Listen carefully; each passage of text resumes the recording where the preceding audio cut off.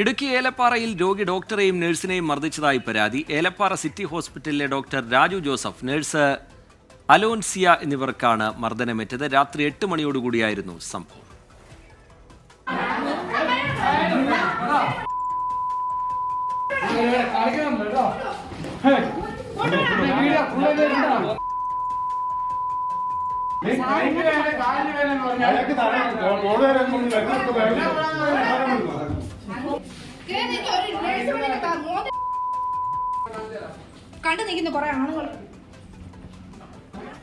എബിൻ ജോസ് ചേരുന്നുണ്ട് വിവരങ്ങളുമായി ഇടുക്കിയിൽ നിന്ന്. എബിൻ, എന്താണ് സംഭവിച്ചത്? വിവരങ്ങൾ എന്താണ്?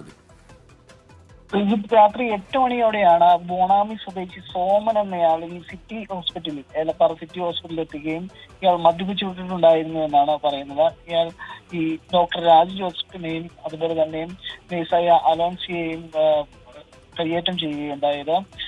ഇതേ തുടർന്ന് അവിടുന്ന് ആളുകൾ കൂടിയപ്പോൾ ഇയാൾ ഓടി രക്ഷപ്പെടുകയായിരുന്നു. ഏതായാലും ഈ ബോണാമി സ്വദേശി, ആശുപത്രിയിൽ അതിക്രമം കാട്ടിയ ബോണാമി സ്വദേശി സോമനെ ഇപ്പോൾ പോലീസ് കസ്റ്റഡിയിൽ എടുത്തിട്ടുണ്ട്. ഇയാൾ മദ്യപിച്ചിരുന്നു എന്നുള്ളതാണ് ഇപ്പോൾ നമുക്ക് ലഭിക്കുന്ന വിവരം. ഏതായാലും പ്രതിയെ വിശദമായി പീരുമേട് പോലീസ് ഇപ്പോൾ ചോദ്യം ചെയ്യുകയാണ്.